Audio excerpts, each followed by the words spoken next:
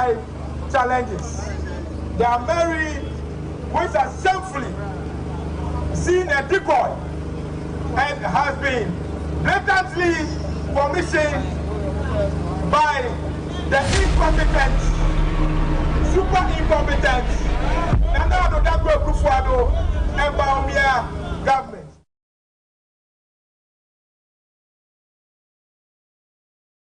We are asking Nana Akufo-Addo to give us power, that's all.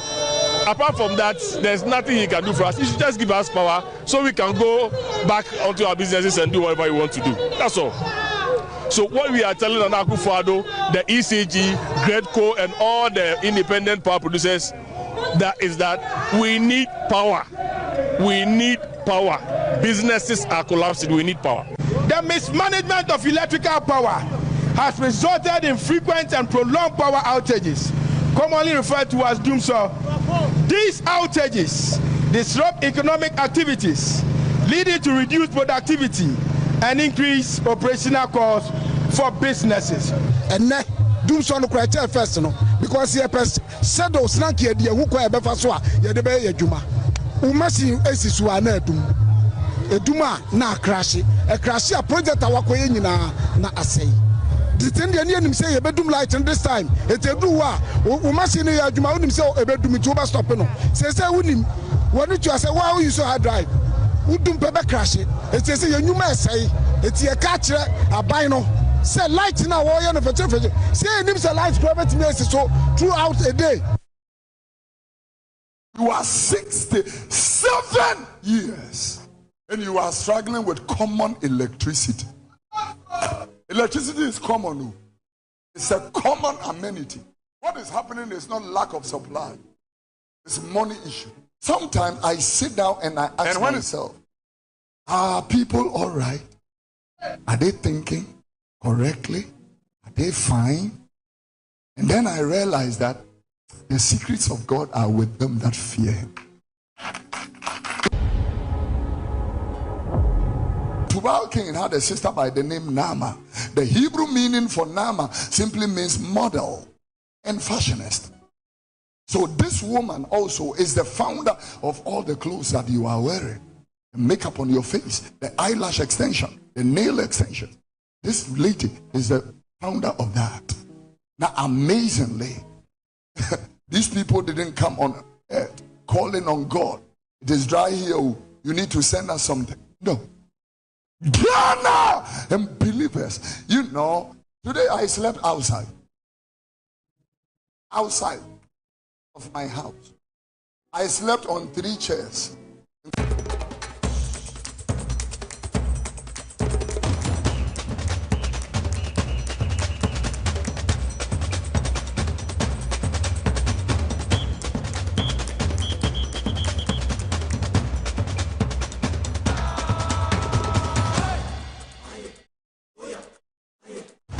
Live on TV as was it, and also on Power 97.9 FM, the hottest and the biggest conversation in Ghana inside politics. In the free and studios here in Osu, 37 Abibresu Street, Ede Ebro, in all the 16 regions across the country. We know any baby on Facebook Live, Power 979 TV as was at Ghana, Samsung on YouTube, as was it broadcasting. Meeting Eddie Mugabe Maase, Ubetimia from a capacity man at Ankolega Biga. Free Sabia Copim Senu Sabon Sempankutu, and Yade Ebro and Sama Ebobo Bachelor Asogli State, Omar rejected renaming a whole technical university after a year from Amu and Sembang and Eboboba and Area. Sanso and a Dumson said, Emo Ayadin ye papa Masabre, Ghana for Dudona and a Ekasetia, a year Dumswa, Nana Akufo-Addo, and Bawumia, a Sandia Babeshe, a year Ghana for Kowenia and Samawadua. Yade Ebremo and Sambay and a finance minister, Dr. Muhammad Amin, a year and I'm so also Eddie Atuda, Nina Elha, Yadinina Ebro. Over the weekend, His Excellency John Dramani Mahama, incoming president of the Republic of Ghana, and also any a Nat Nagrat, any coalition of concerned teachers, Omo Etumi Ekusia and Sambay. And Omodi Tuja FA a year free SHS a year policy. Say NDC to me eba abemu nyame eya domino di to me at maya. the same bay and John Mahama Eka, a quamber of us was said, be a year free as just no, a bit to me up and to my pifra. When you know a summer, ye didn't know a brow and a year Jumedian or so. Sanso and a former minority leader, Honorable Haruna Idroso, were a member of parliament for a year tamale south, and also Eddie Sembia to Jan Sambay and our penny Edia to Janinanum, Obetisa and Semina, Ewo Jumedian, so free Sabi copim say, no, Siabebo, Medimosis Clinic and Herbal Center. Omada Romakamu Techri near the Jumedi Ebrewo Power Specialist Eba Hospital so Ekramubi Sanso and Hebron Hills International School S Natural Mineral Water Amuzu Herbal Clinic Omunyinada Romakamu and Ni Yashi Jumedi Fefe na Safari Valley Eco Resort Omo Ewo Deo in the eastern region of the Republic of Ghana Kahuni Jumedi Ede Ebrewo Smeti me beda ho aba ne mom hye no so se ene eye Monday as usual se de bia betena se chiska no misako ne so no obese nyeska ahye ubutum na bibia so atimi akonkan ede ama lajan ligiri kudi ebeba ubutum star 274 hash na wasend was selected for FM number 1 wabo 1 na to 5 2 na to 10 afi no wodamu sa me so se me ye draw na say me ye ne bone 10 se de bia won sa bitumi aka osika no na wodi adi ujuma I say utumi edie and one so ensem eno the ene you bete eye Dela Edem champion Dela Edem the man from Ashama in the Greater Accra region of the Republic of Ghana a member of the NDC National Communication team champion heavyweight champion Kazangaza Dela Edem Udru Ashama bebia Ashama Libano bebia befebia Dela just no or a boxer be a funny training from heavyweight champion Ankasanka. Kofi Abusua Penny one also no Waba na the Bible Eudinechi one also a member of the NDC National Communication Team on the me friend the Bible man and also a bar quotation with Jagumana Dela because a verse now one also sani gumu said and hey company for me no mushia say ache mushia dia won say quotation be soon and ensempani nyina no ha and I was met your madam ho aba na fe yajebre na de nsem nyina nkyerechemu mu e de amawo.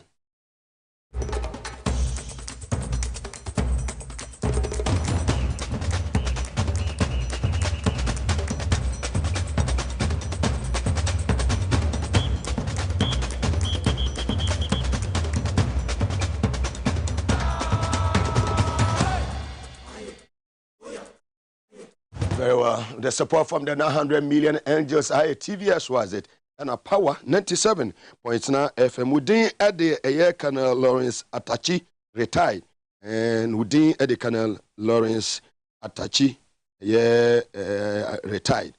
Atachi, baby, I will be a Jakese Uncle Emma with WO1 retired Dogbe, deputy CEO in charge of administration. When I see him find check a CKC way and find mount and every TVS was at a power 97.9 FM. I think you're brainy team.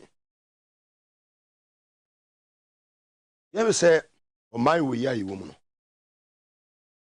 Nanado, and I'm not who finty. When any Bawumiano, Mugana for. And Matrasi, I've been one mentias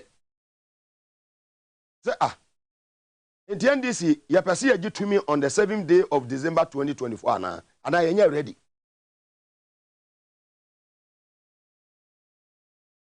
Demonstrations are what do are Eslewusu, Napomo, Ayafa, Aya Dumuso, I'm off for a vigil. Sinikafo, yeah, vigil, our Ghana. Efa dum so ho asofo e kasa ye etia John Mahama efa dum so ho besamo bebreo John Mahama etumi sori enane kina say wokwa akoya ye kire e wodum so ho. What are we doing? National organizer Minua Joseph Yamin ya dai Pablo ya dai Yatna wama yaba for Ameri eje ho aya credit e wasante matemu ani aye din o ani aye din ani ete ho saa misramo Yami, national organizer, you called the demonstration. Why? Would you organize a kakayabeba? You called or you free demo. You first had demo now, Omudi Sia John Mahama. Ya, Mama John Mahama, Anya, Asumvie, that's a piece. Omu imagine some mama on my way ungovernable. Said you be a Jumani by a day, dear my Sassalesi John Dramani Mama. I brought Cody 3 years, 1 year, our court. Now, I am fear my come and sound when you are yes, no. Naponi as slow suma John Mahama, peace to be timid, dear boy. And someone another kaya ever dum so. And someone a pomo kaya ever dum so. And some can oforiata a cafe dum so. And some baumia a cafe dum so. And some anado a cafe dum so. And there. Jomama na no aya boli nia. Na do no ndie wiase ahofa nyina ya na dia. Na won fa buo emma aya Jomahama no. Jomahama no enam se ya wo no ya teti no nti no. Wodi buo ene do ene tema edi buo ma weti no. Onim nyansa nti no. Wodi timetable ade ma aya Ghanafo. Jomahama preso. Kama General Hospital ye num na chamane kunkuma manfo ma ewon kubetem. Ye numinate ama ma oxygen ane wo theater enhu e wo Jomahama abamuom se no wo nyansa. Yes, Jomahama preso ko lebu teaching hospital ye numinate ama manfo enhu.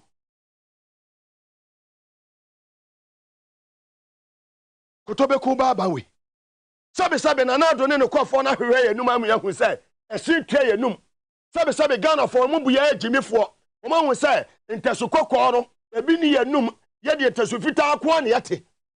The youth of this country, we are not angry enough and ye jaba full kakatanta we ubeko fie woni se na wo light obedu fon na o fridge asai o machine asai o air condition na asai woni obia woni ne kokko na woni obia woni ne yehwe no aboka and now beto air condition 1.5 no horsepower no we beto ne be 40 to 50 million baako no akoto brand new within 2 weeks na do ase no sani pa na o kansem hu no kire Ghana for way back in 2016 2015 2014 when we kansem free kire Ghana for no we buy you added not even 1 megawatt. Dino mu di Jomahama time still Krono mo boy ya ewa Ameri mu dealer mo say ya fraudulent dealer mo say ya mo say I was misled. When I misled you, is in the public domain. Yeah di.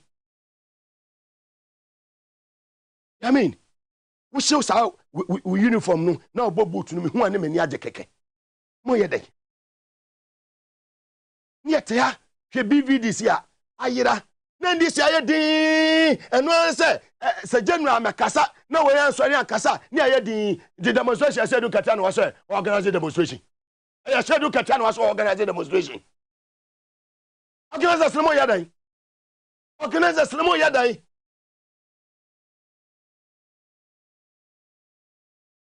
Papa, what is going on? Jomahama ka ono kwa bada o. Eye mini umi eno ni yamani ya nana mo da chinti o. Ka Jomahama opa wo hia biam kwa bada. A lot of people are sleeping on their jobs. Mo sorry na mo nya adwuma.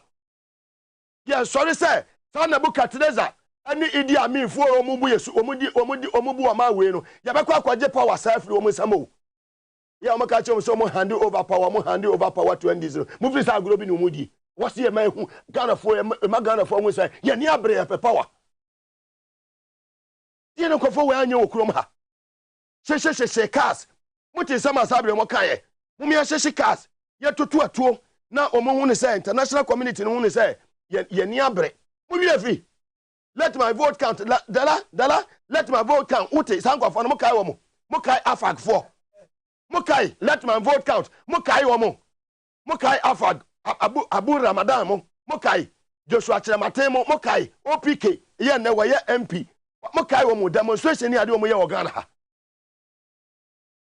And yes, I be a preposition, ya be position we are. Not very who action be our Ghana. Miss Ramo. Me, I mean, Joseph, I mean, me see a court demonstration. My good brother, I mean, me see a court demonstration. Bibi this near Yamano Kohosakwa. Who say, my petition, a Speaker of Parliament, on the issue of a BVD, so no, have a copy of the petition. I'm going Speaker of Parliament, you know. No, don't any about me, Nama.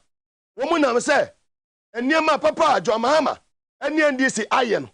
Na omo je ho animunyam nti se a Mary na wo de ba ya na wo de kokumase na akọ ne K1 eye PP se eye ho technical university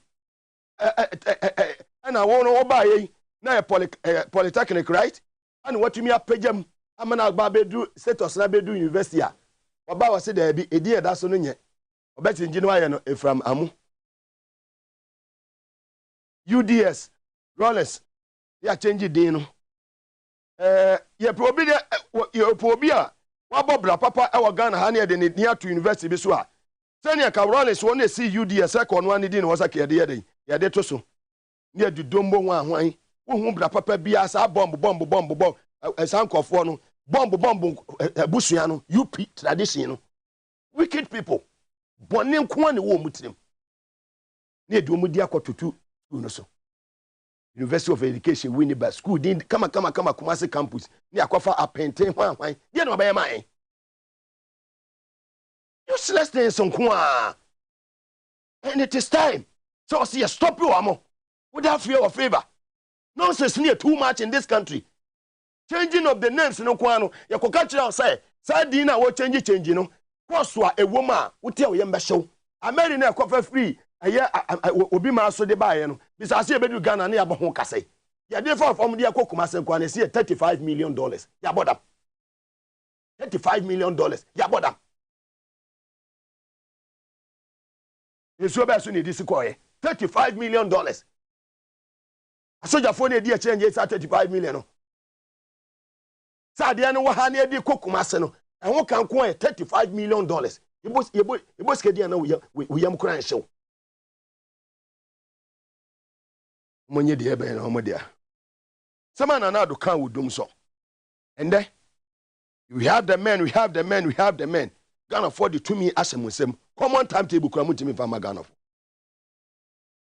de dudum light na amafo okwa abusua wo ma dehye wo mamu esai body say esai wo moches ahodo amafo mu cold store wo boka businesses aban full kanka tanta we e ma manfo businesses egu ene wunya so onwunu kra no no adai woni ba ne yaye ultimate charge o phone ade be chena wo low battery na phone na dum woni ba na Ghana fo aye si wo dum so no de se ba bi aduro ni de ye per timetable no na do in 2019 so ka se be kire Ghana fo e fa dum so ho let's be reflective enough. In 2019 about doing so. Except for one or two unfortunate days, Dumso is no longer a phenomenon in our country. We have been able to handle Dumso. The huge debt, the $5 billion plus debt we inherited over the energy sector, we've dealt with half of it, and we're in the process of redeeming the other half. Today we're exporting energy to Burkina Faso. We'll begin again to Togo because we have excess capacity and we're using it to derive more money for our country. It's important that we have reliable, secure supply. Now, in 2019, we see our excess capacity. I'm saying, you be come Togo for, you be come here. Burkina Faso for enye sika bebre e de boa o my Ghana puntu. We are useless president. May come without fear or favor. We are very, very useless. Excess capacity ni say away. Excess capacity no. Yeah, in 2019 our can say we no. Excess capacity say away. See, baby, excess capacity no ewo. This was in 2019. President ya wakasa. Nesama wakania no officer sabe. Tachiraman pro. We are very, very useless. Kind of for a big mistake.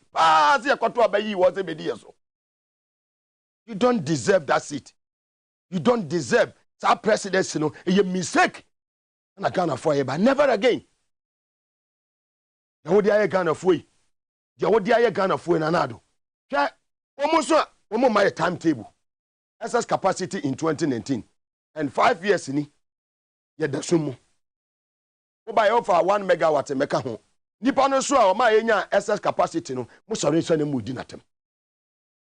Say you do siesie. Die na ho wa mu siesie. There is nothing there for you to repair. Ade na say ya yesiesie. Ade no dala and say ya yesiesie. And today, the finance minister, Dr. Mohammed Andam, what they are told, they say, onye happy about the current power outages. Any shortages, no. Also, onye happy. And the current finance minister, let's listen to him. The shortfalls. The energy sector continues to be our Achilles heel. And the current outages is quite disturbing. We are not happy about it ourselves. But the problems in the energy sector have accumulated for years. We have addressed some of these challenges, and some of them are also emerging that needs immediate attention. So under the leadership of His Excellency the President, we have agreed to a number of measures that we have started implementing. And in due course, very, very soon, the people of Ghana will see the results of these interventions. Particularly the cash waterfall mechanism, which faced some challenges, is being repositioned to deliver and to achieve its objective. The revenue collection by ECG really has improved, but we haven't gotten to where we want to get to. We want ECG to populate the cash waterfall mechanism to the levels that can provide cash flow to all the other SOEs in the value chain. And that can also pay for fuel, and that can pay for the power IPPs are providing. We are almost there. And very soon, the people of Ghana will see the results. To bring accountability and transparency to bear on the cash waterfall mechanism. Yeah, that's it. The problem is sikasem. Inti ene excess power no. Ya na yawa yedi bi kotogo no ene bokana ni nyina no. Na se omu release statement se omu bejai. So that's the sum. You ono no kofa ma sense na Mary ba nyina no. Ebo e kakaka nyina de ba nyina no. Otumi power me anya dum so koyansa na do take over. Ene wo de untimi nto gas empower amfidi ni mane nya adwuma. What na wase mo be break 8. Be break 20 nya 8. So fun kwa na to man no maka samfo akere san na mo kwan no moteso.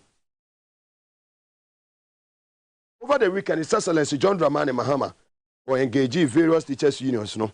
NAT, NAGRAT, coalition of concerned teachers, any issues surrounding implementation of free SHS policy no. Which is NDC back power. When you be fast, you be to me. Said there be a free SHS no. You be to me. After to my prefer. You heard your course or The NDC is in solidarity with teachers in decrying the current manipulation, abuse, and wrongful punishment of teachers by this NPP administration. It is not surprising that you have captured this amongst your concerns.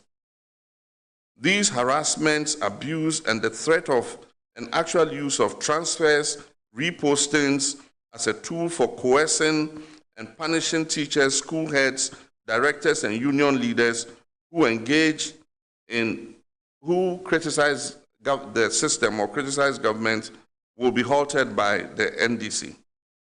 And as I said, 7th January will be the second Independence Day for teachers and headmasters. You'll be free to speak your minds without fear that you'll be transferred to Bumpurugu or Bole or Mandari or Makango or somewhere like that. The use of first language as a medium of instruction from KG to Basic 3 sits well with our own policies. This was especially so under Prof. Jane Nana Opoku-Agyeman as the then Minister of Education. She advocated this policy directly. This policy will be considered alongside the training of more teachers in the local major Ghanaian languages to make its implementation effective. The NDC agrees with you on the need to establish libraries in the basic schools to inculcate the culture of reading in the pupils. This is necessary not only for knowledge but also for pleasure, which is gradually diminishing in the basic schools. We complain that our children are not reading, but they're not reading because they don't have access to the books. And so that is something we'll look at. The need to ensure the provision of relevant textbooks, workbooks, and teaching and learning materials were vigorously pursued under my administration. And I remember that under Jane Nana, we were able to supply all the 4 core textbooks to the children at the basic level, including the teachers. And so everybody had the books. Distribution of school uniforms was also done alongside the distribution of textbooks. Presently, the distribution of textbooks is a critical issue at the basic school level, and I'm not surprised that you have raised the issue, because my understanding is that since the new curriculum came almost 4 or 5 years ago, the children have not got the textbooks to be able to instruct them in the new curriculum. Even the teachers do not have the textbooks. We will reform the current centralized posting of teachers from the GES headquarters and revert to the deployment of teachers by regional and district directorates of education. So this would create a better spread of teachers across the country rather than the current centralized model. And we're going to, if we do this, it will enable us to be able to also decentralize. We're looking at that, but that's the Finance Committee, looking at decentralizing the Accountant General's Department so that we can have regional and district treasuries that know who are on the payroll, so that if a teacher leaves, it's possible to know that the teacher is not there, instead of the current system where teachers leave and 6 months after their salaries are still being paid into their accounts. That was His Excellency John Dramani Mahama, incoming President of the Republic of Ghana. Odi seminu nyina ebe no. Nagat President a friend Angel Ayer Kabunu ono so e de tudwa say free SHS de ho be hia pa sa policy no e betimi a review na avoid the separation of the TVET from the secondary school education no. Yeti asema Nagat President Angel Kabunu ono so de tudwa. I did say that we need to review and look at this TVET SHS division properly and come out with the most workable approach that is satisfactory to all. When they were making the policy to separate TVET from SHS, the position of the unions are, we support the inclusion of TVET into secondary level education. However, we did not see the need for the separation. And we said that when you go to a school like Wesley Girls, we expect to see all departments, including TVET department, in the school. So we have what is called comprehensive education delivery at the secondary school level. However, we also noted that there will be certain TVET where it's more or less a hands-on practical knowledge seeking, which is not based on theory. That can be separated. But every secondary school in this country should have a TVET department. And we knew that when Infansipum was established, and up till today, there is a technical vocation department at Infansipum. In the days of Esther Oklu and co at Achimota, Madame Esther Oklu studied something around home economics or home science to become the industrialist that she was before she died.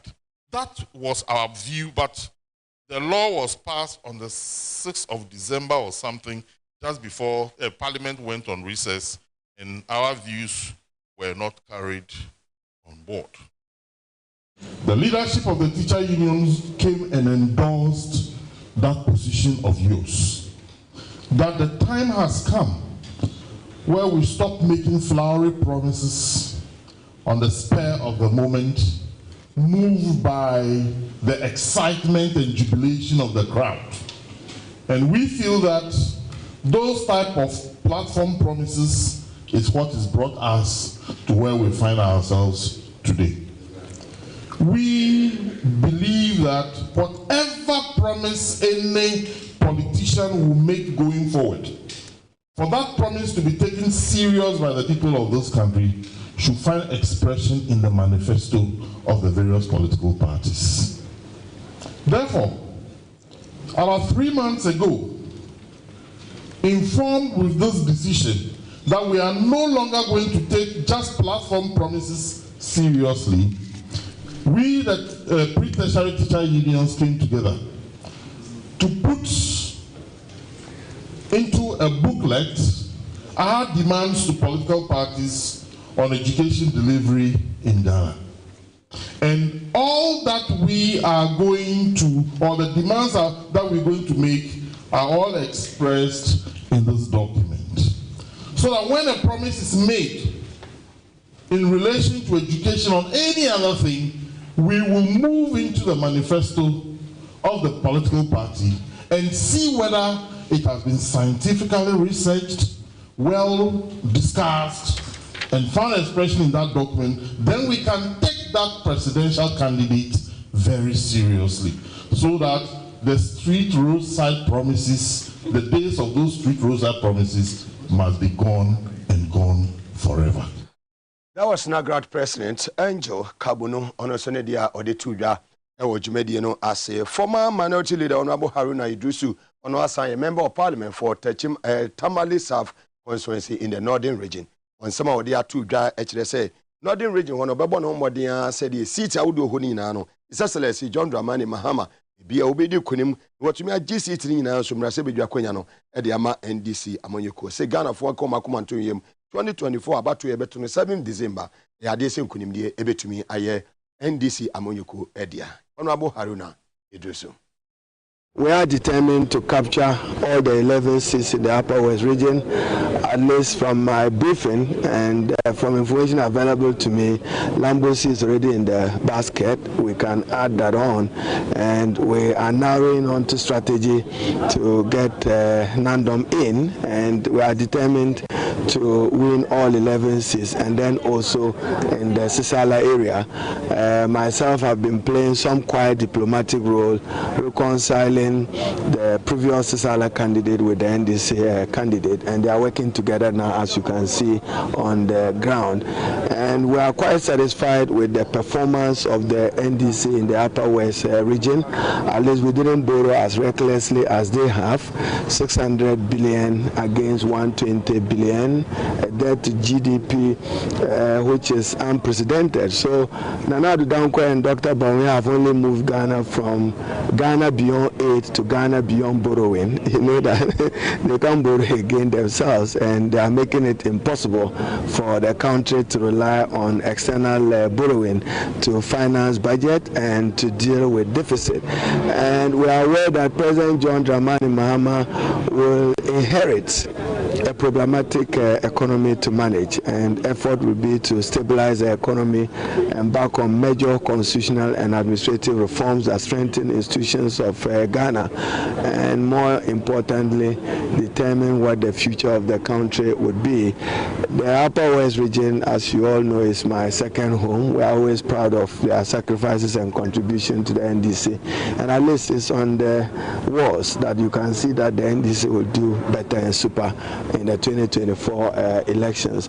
for Dr. Mahmoud Bawumia, he will suffer from a credibility problem as a habitual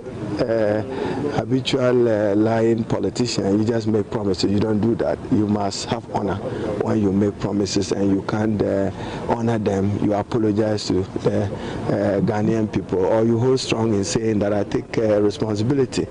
He cannot be claiming now to be dissociating himself from the Nana Danko government and their performance or achievement.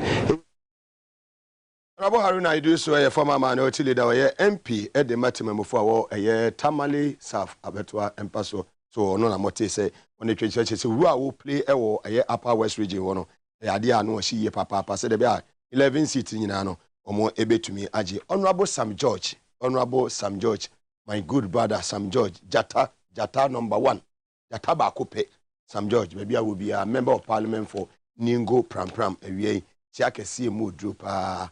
Encore Emfa on show near Bushani my capacity brother, Honorable Sam George. More greetings. We am just a BBA boko seat in a safe seat. Ningo Pram, a safe seat at the NDC. And found one will be and be before the Beba. Honorable Sam George, Jatabe boy, Juma. Now, option is no more than bo parliament, Juma or bo at the bois or mine NDC. I just say so any and so as I see a catch it all. Honorable Sam George, may I assure say. Ye support to bia ye de be maw ewo eye ningo pram ho a obetimi asa fa wakonya no sa support ni na wo dada engines no masane agomu dada mesaka ne eye Monday ne the light dem atrase kofia busu apanyina atrase o se ne etimi cheska start 274 has no wasende o select Power FM number 1 wabo 1 na 25 Ghana 2 na 10 Ghana said be ya osu benyeska kakra na wo de ego eye ubotum. Madame, when I have a boy from Kratos, Semeti, na fe ya ba ebisim kunya na fe da ledem ene kofi abusu apanyini e de nkomotwetwe no e de atwaso e ba sisia.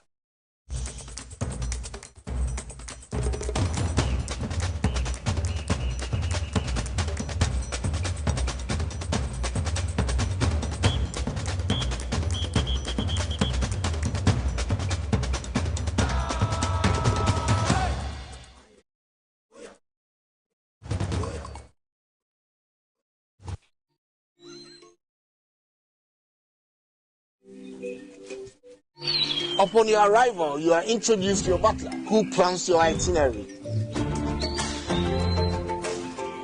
So many activities, all in the same premises. Visit the gym or the stables, they have it all. At my break, I'm able to practice my putting.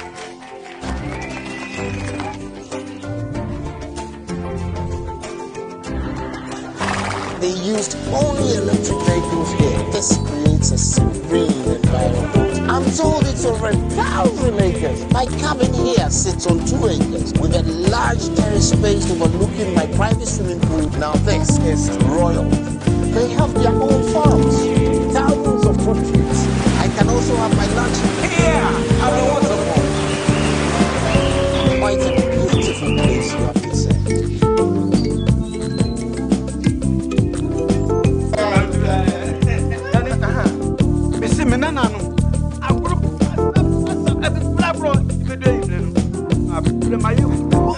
As for me, I take very good care of my grandkids. Ye dear grow, na yes, sir. Edru mrebi krana.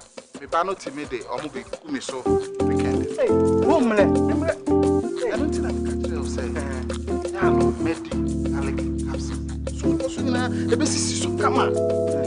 As I stand here, I said my whole system has improved very well. Medi, garlic capsules. Yes, medi, garlic capsules. Mugabe Maase's garlic capsules improves blood circulation and enhances the body. Suitable for both men and women. Available in pharmacy stores. Contact us on 050-349-4885. Not suitable for children under 12 years, pregnant women and lactating mothers. Mugabe Maase's Nihao. This advert is FDA approved. The serene environment.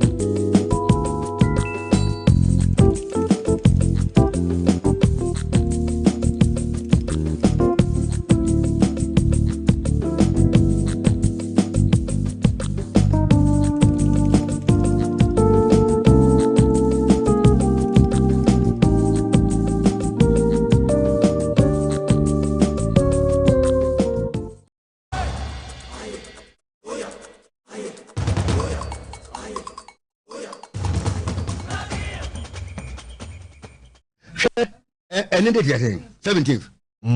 Cardian and for the baby kuma. For you, baby, I see. One call out what you feel, I adore that. David. Across the 9 years, yeah, adore it. When you know, and can marry the good thing is that mom will share.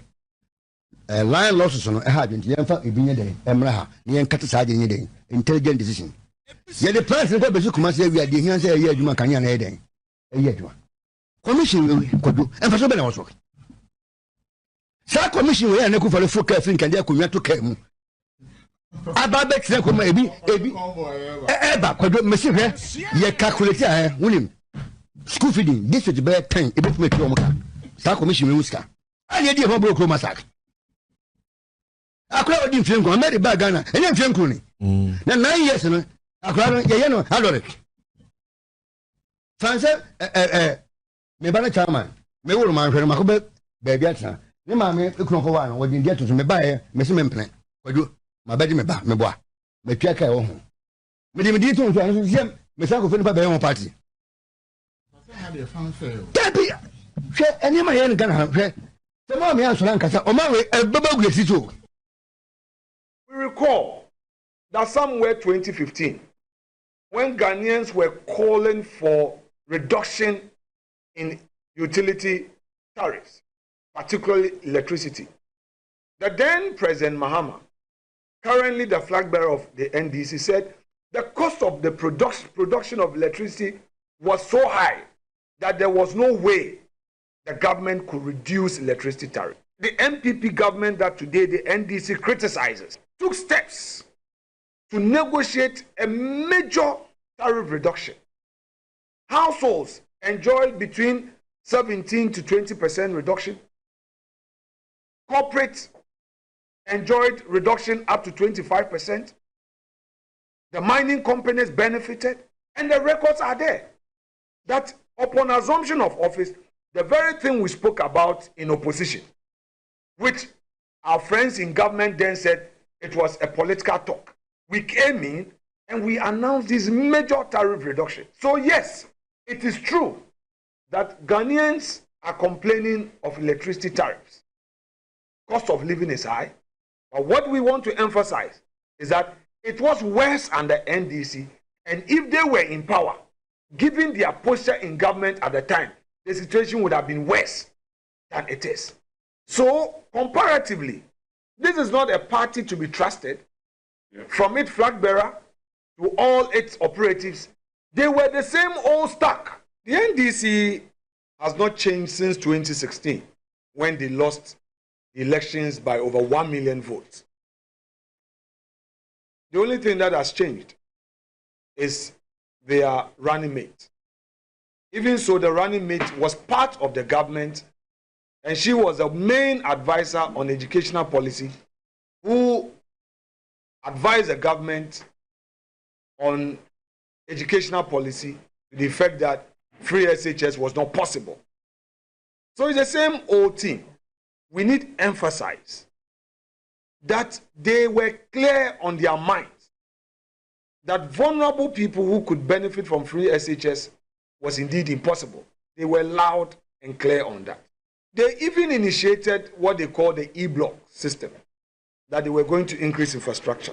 When MPP assumed office in 2017, without delay, the free SHS policy was implemented. Upon successful implementation of this free SHS, we have had an enrollment increasing by 75%. In terms of numbers, we have had 800,000 plus getting access from the beginning up to 1.4 million now. In terms of infrastructure, across the country, this government has so far completed, as of December last year, completed 747 structures, dormitories, classroom blocks, to support the implementation of this policy. And we are not saying that it's been done without challenges. We have challenges. We have a total of 60 out of the 101 community day schools called the e-blocks that have been completed. We need to papa ya okasa asese o maame nyem no o papa ne maame edai eno monye nsen we ade we dada mo akwaba meje so okay we me ko kasi wa jimi e be kasi medina tem but ni nyansa na ere ni nyansa na wofo adwene wofo bi aboko de na me adom ye ho ye oman no mu na ye din dodo ho kire no doso ovi e was abeni bi aboko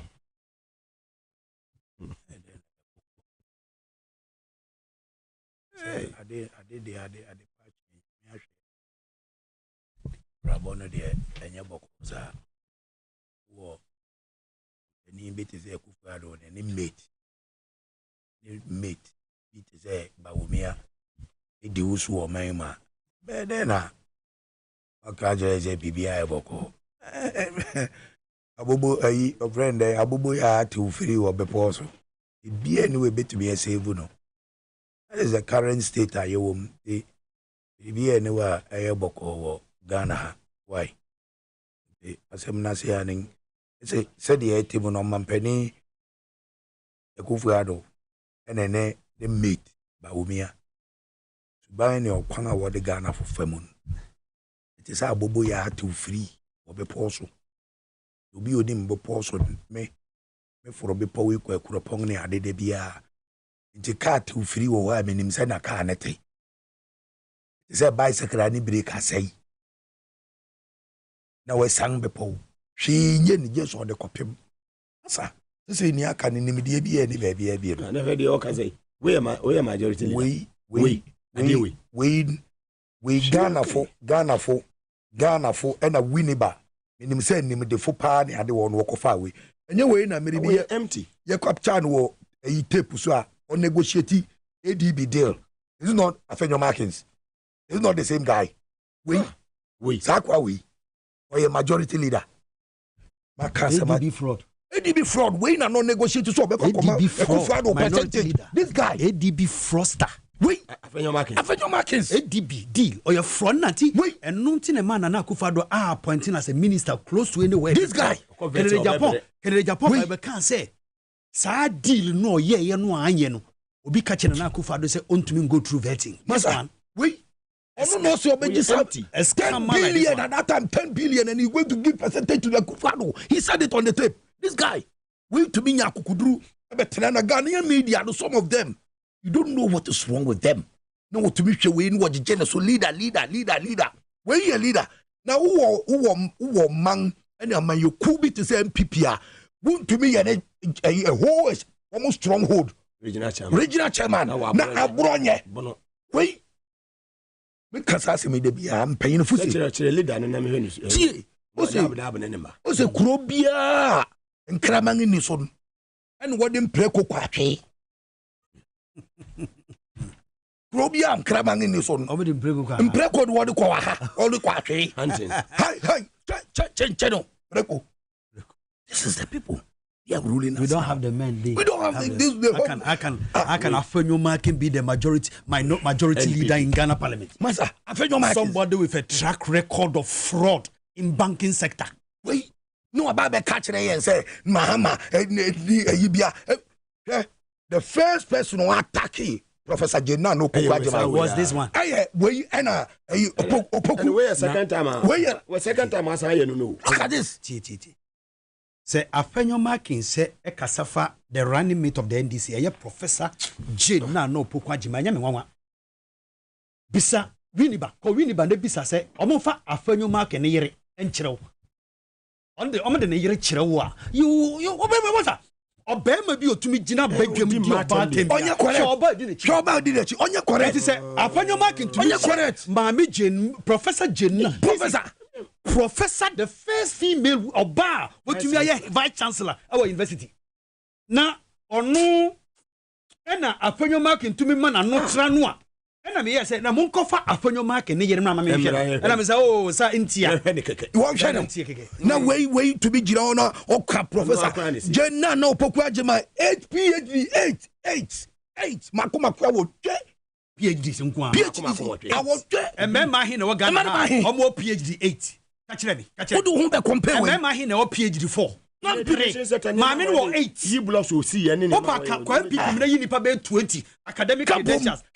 Still put them together. What are you talking about? You can't another neighbor with me and MPP for in a Fenimako, Yumina, answer. You won't with him. Dear Chama, many demumi and Sakura, and Anado Baumio, Umunya one. Massa. For baby, I'm a drew at the sorry, now you're press conference. And another crash will be the president.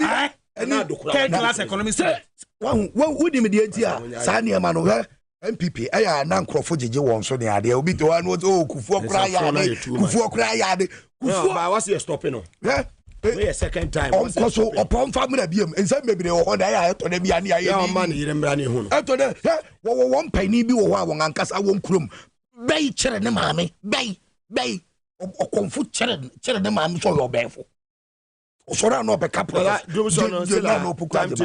whatever my family kind of stupidity. Mugabe, you best start to best throw bebree. Let me say, Oman Penjo Mahamashia, a teacher for Oku. Nti be the no best start first. Say, this me a teacher. Now you are not grads, or your graduate teachers, and you are nuts, or dear. Once I will teach you association, no, be our and more consent teachers, others, and you are chance. You catch chance. As a headmaster, some more secondary school, Ghana, we are seeing now over 726 secondary schools. Woman, you know, more heads. Now, woman, you now see a deputy director qualification. And the woman, you now brew be a to me, the minister of state. So be a headmaster of a school, penny qualification, no? So, yeah, police in your IGP and I say ACP. Yes. Or COP. A COP. Oh, police. I'm not head teachers of secondary schools. Until all of them are higher and they are capable of becoming ministers of state. And to almost share on Penny John Mahaman. Apart from a Yamabi on my request, on my baby to say, so man Penny John Mahama bar. Oman himself on the woman in the castle tea. Omo pay BB and clothing allowance. A dear motion. Say teacher neighbor co school. The police in nation at the CID Juma. Yaman allowance. Police in nation uniform. Nurse in nation uniform. The police in nation if you are the police Juma. Yaman allowance. And the teacher forced to deserve something like that. So they made a comment. Oman paying your mama's wasum. Omo car professional allowance. Omba car maintenance allowance. Nana kufa do buy. Nanka we are teaching in our bomb. What the boabo sikano. Now talk car. Ya was sika kakra the mouth from Professor Maase the time. Run is the time when I'm starting here. I will be a Nana kufa do buy car maintenance allowance in Chiebio. Teacher force a John Mahama yesra bebre. Boni ben ye. Some ye teaching in atomica. Na me use car na the school and the coach radio. Na me spare pass me na meto petrol me na meto. Petrol and 1 gallon 67 cedi. 1 gallon. I don't know what. Over 2 or 14 cedi. What the cost 67 cedi. And say teacher in 1 gallon 14. 1 gallon 14 cedis. And they the cost 67 cedi. And the teacher in first no ko 50 Ghana cedis. Obeto 3 gallons no agency sa. First the teacher in 50 Ghana cedis. Oto 3 gallons no agency sa. And ne oyi 100 Ghana cedis obeto 1 gallon. Ofanti wo mo sere o man penjo mama se sa car maintenance allowance no ye free one. O ma sere bebre. Oba o hwe se teacher ni a wotumi ato ne car. Ah o sa allowance it say o banking sector, teaching sector, banking sector, immigration, customs, o mo nyina benefit from car maintenance allowance. I don't think the teacher yen fama no. Onto omo ye omo rent allowance ni ade nyina omo kan. Na wo mo how bebrebe and say free SHS no apro say na say oban panyin John Mahama fa ne nyanko secondary school ho a enim guase be to man we in the next 4 years. Wo ba sem ni nyina ne say enkwala no certificate no a wo mo ye ni ade a wo mo gigegiye no yan hwe de ye be duru ba bi no se wo fi Ghana ha na se wo de certificate ko UK Canada se wo de ko ye juma ye nge esanse apo ne nyoma nkrof kwara na ebo no eye nim guase we have problem bia eye teachers nyina omo nyina de to man penjo ma emanim na mane mbo hwe wo hwe 7th April 2021 head teachers no eye Charles no eye Conference of Heads of Assisted Secondary Schools of Ghana We don't have beds and other logistics to function.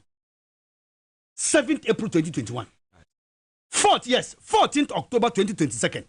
I say we borrow to feed students. Headmasters of secondary school say, "Ya bob besia." Near the near mankwala nedi. Serious. I'm say, the free SHS policy is a welcome, but there is a need for review. Wama 7 years, because say money be fatwa. As someone more carrying you say, Wama Siro man paying your mama say, Nyamia domina 2025 January. Yadnisia kunyaswa. Wama fee say, sa policy no a free SHS. Obi ne koto aduane de bre school no omuntwem na Charles ne kan ye at the 61st conference e wa chimota wo mo no di kan ye Charles nkoto aduane na ndura na gratine na to eda na say na gratine na to de to amompe njo mama enim say me na me headmaster of secondary school me obeza first no I mean Nkrumah time so the rolling system press okufo bon shaker no ye na first school bon shaker na bon shaker na kosunane ho Pando, Dambai, Akoto Ebro, Banchi Mori, Beans, Brodier, Bibia, na Candia, Baby Sisku, Candy the Sisku, near Frem School for near Baby Ye, Yako Pantry, Echo, Canteen. And then Nana Kufado de MPP Mabi the supply diana. Who was secondary school near the Beans Biaba? Beans, no, say ya papo, say I spy you, say more. Said ye you so headmaster woje untumi complain obu a headmaster ntumi say bro no a ye dia breme no enye me bia no na me de me nsa hye mu no hu say ahu asai bro so nya ne dokono nye enti so woji o reject a enye because nipa no de bro ne ba ye ne ye MPP women organizer wa dance asokwa e no de abre wo school onim KT Hammond enim na Akufo Addo pi. It is a whole headmaster no who can say won gia wo djuma be bon be interdictive enti wo wa sem nyina ne say Joman pay Jomama be your man pay no mbese ne bebre sa problem no a me ti school mu ho hwe na teacher enkofo timi ka say ye ntua ye aban de ye ka 270 million enti aban ne ntua ye ka enti ye ko demonstration wo betumi ko demonstration na by 1 week 2 weeks na eduane ese ye de come ankwala no school e bi ni ho Buffer stock. Na nkwala na come di woman na shortage. Na come di nkwala no na nkwala no ti school mu. Ono a onya baby papa na. Ono a oni textbook odi sua de. Ono aso a eduane no a ye nuama no so ontumi di. Ye ne eduane afa eduane mpoma ne ya nuama no. Nti etumi ma school bi. Ye tumi ye kokwa dopa.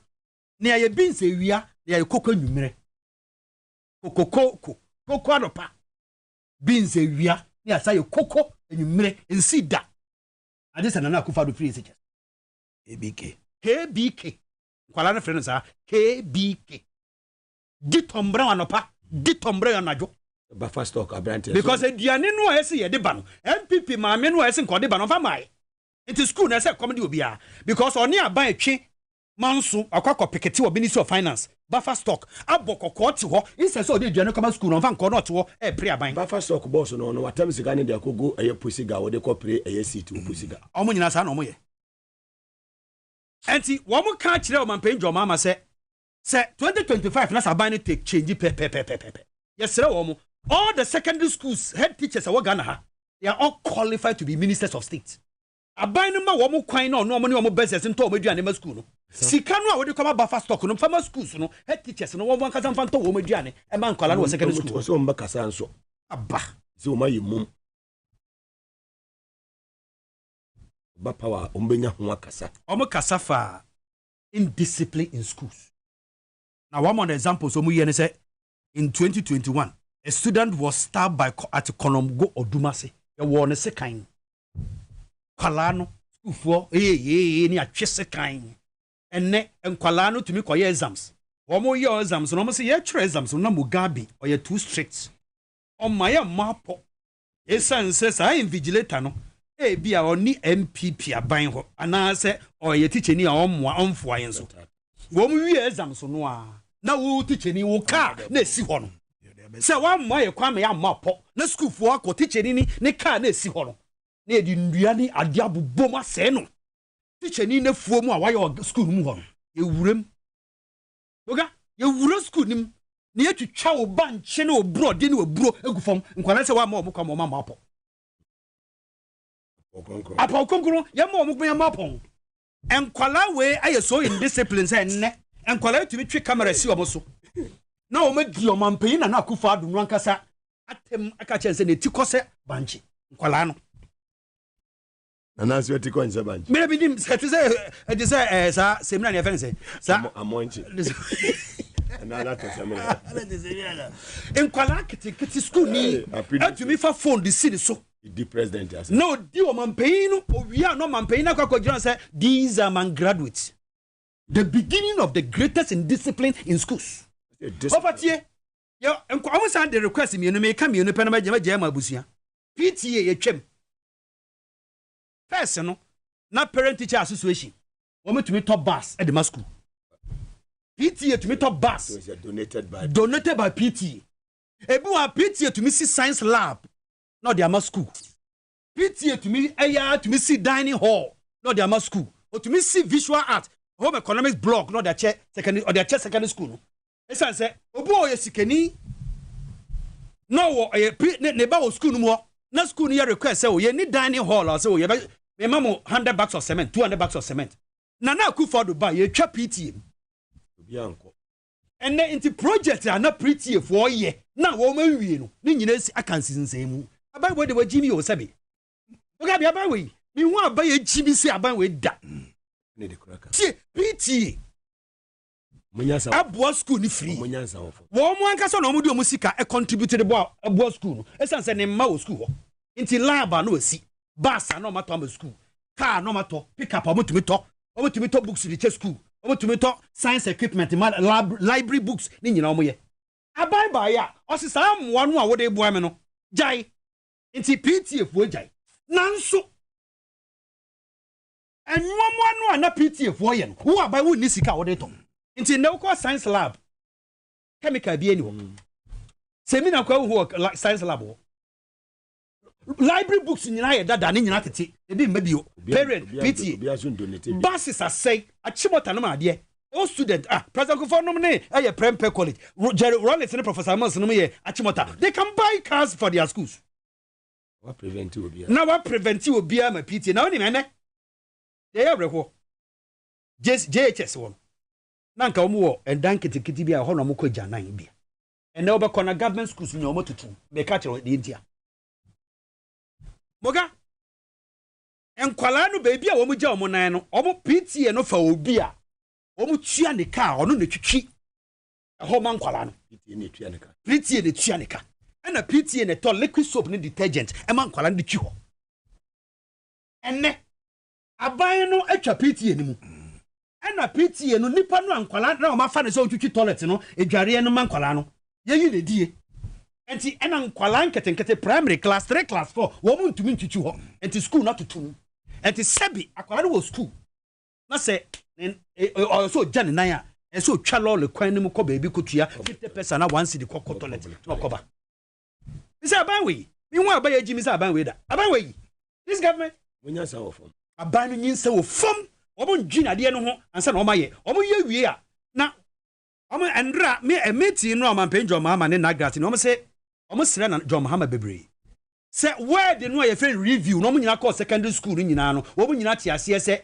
yen hihye ya beboa any review na so omo hunu se na Akufo Addo ni ministers anti ade e friend review to omo nka se wo yes yen ka se free SHS no asai na ebe siesie yen ka ne twi nkire omo se free SHS no asai ye be siesie na de omo wi omo ho se de omo ti ho se we headmaster e se nne akwala tumi yare no da ho na ya free fie ne ye free ne maame se ne maame mra se ne maame wo tamale ba de tamane maame beba o se bisi no wo se bisi na nsen yan akwala ne yare a awo school girls e bisi wo Kumasi school bi akwala ne yare wo school no mo na akwala ne ya fa ndi na ba bisi wo na unim school wo sika bie ni baby a ye de akwala no obi ka se me mfa ne mfa taxi mbo va ne nko nti ye be fra akwala ne maame ofie maame wo he wase mo wase kropon ese ene Kumasi ne ye fra wi Obani yari o. By the time wa maame ne be fi wase kropon, aba bedu Kumasi krom, so abefa ne ba kɔ oyino. Wan hwe ne yi akora na wu. Yamutu. Edi akora ne, die nie. Enti teacher fo hia Mampenjo Mahama. Wo the problems ato nanim papa. Na fa, me hwe problems no mo de ato Mampenjo Mahama ni e wo mombo. Ba ko ye fa ne validation. Me ka kire wo a, another time I explain natural validation. Eno Headmaster no na woni no na bosome so no all validate we say yentua wo ka wanya enti ene 760 teachers almost salary be to ko be 4-5 months yentua enti wo mo hia o Mampenjo Mahama wa masem nyina ne say wo mo sere ne bebre teacher for your problem researchers in the problem bebre aba eye nso problem no doso obo yo Mampenyinia o ma ne nsan ko ho nanim ko ho no nsiesie na asa nya sadachi bi secondary school no e dia sem beba. Mara said, let them live on TVSY and also on Power 97.9 FM. Inside politics, Jumedian was Sugusua Uti, the let them DSC. Start 274 Hasana was Sunday, was selected for FM number 1, Wabo 1 NATO 5 Ghana, 2 NATO 10 Ghana, Chinese capacity formula 100 Ghana, 200 Ghana, 50 Ghana, 70 Ghana. Chagum Mami now also be a lucky winner, ne, Meches can be brave, Ewo show no so. TNSA Pepe, Misako, Misaka. Start 274 Hasana was Sunday. Was selected point for number 1. What bought to mama me? Also be lucky winner. Kofi Abusu penny over to you. Yeah, Mugabe Maase na minia edela ede insemono mu ade ewo mu ankasa atugba. So ono de wo teaching field wo. Sa sector no part. Okay. Inti Mugabe misao abangwe uyi nana ado ene bawomi aban fiwa wonu aban bi a waba Ghana se mufra ehia textbook no akoto pasco ama wonda wonu bi da yes aban kotobe ko ba aban we abanwe ene yewo education minister also cool school America. America. Na America baby o cool school no ko nya ne doctorate degree no. Former deputy attorney general. NDC. Anda ayene. So no so cool school. I know she and wo parliament house no bit and say baby how cool school no ye free school ni say then up to date on Ocean say ya no egwan. Odoje no. What's up to date? On the name more anymore, put him poor. Parliament be who happen with bang. I got doctorate degree. I win him. Now, Obi, your doctor. The payment I could know then I was called Oxford.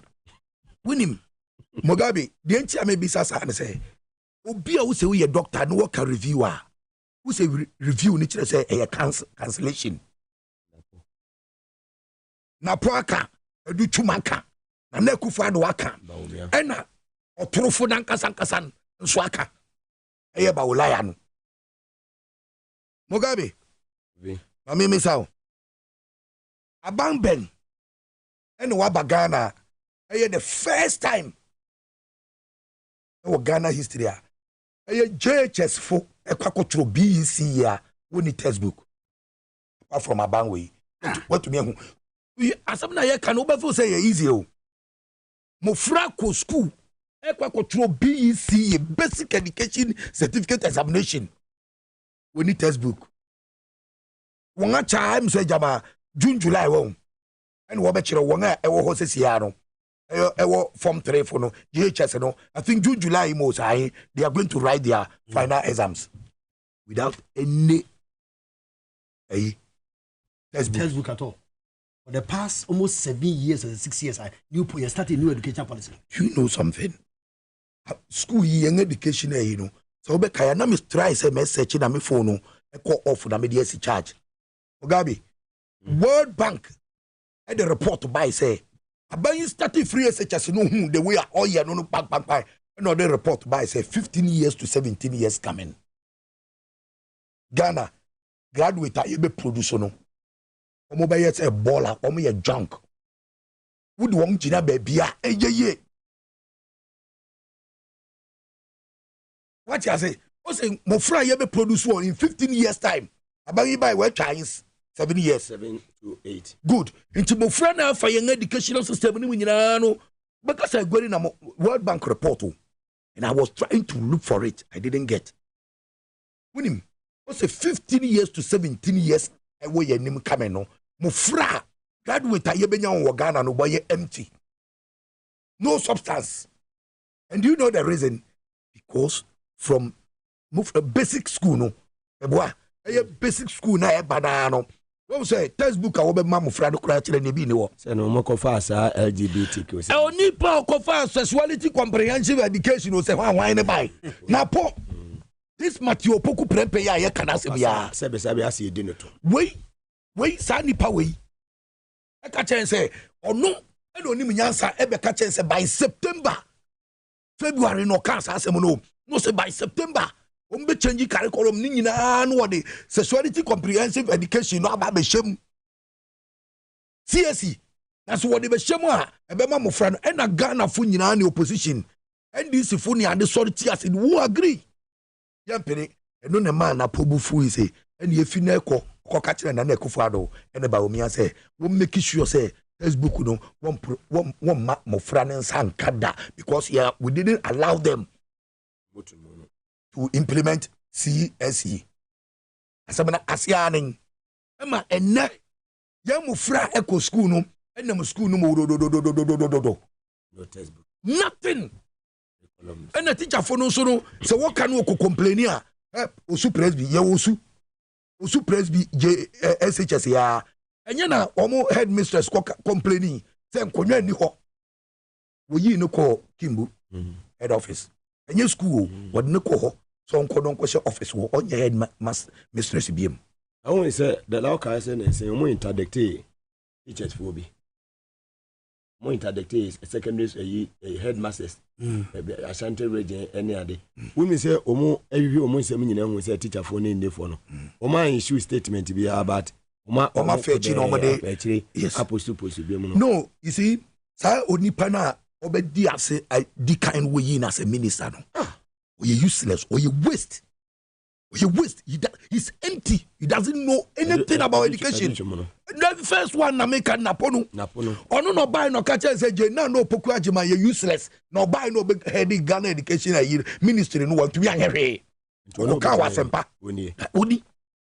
Ono achi no na dutum. E buy no ono de. Ono de achi ni so undermine napo. Eni de yo ma sem. And what the other man no. Mugabe. Here. We're wasting Ghana for you na time. We're wasting the resources of Ghanaians. You know that Edu watch. Yeah, you saw been whatever to say. Parent could do a Mako school no. A bina kasa no kasa free SHS major policy, you know, or spending how much? 30%. A bina kasa spending 30%. And a parent is spending 70%. So Babeko school, one more crown will be one more crown and 4,000. A bina kasa skill utia was school on what 300,000 cities 1,002. According to Ed watch. Finish. And a parent, you know, let him now kasa ukokasa ubwe wanwa guy. Ubwe wanwa guy. On namno kasa say obebo modi akwa kwaye bibi a your friend STEM. Yinsu yi blog ya yi blog no nko ano na lab eyi ewo mu ya makoma 4. Yi blog bia lab institution na lab eyi bia ewo mu ya 4. You say Nagrate for any wo maka nyina the various teachers union no hu say aban no embo number. Na wonim guta kan sembi. Guta papa no mo friend say obin. Mo friend obin bibi obin. Won pede no guta pede no friend dey.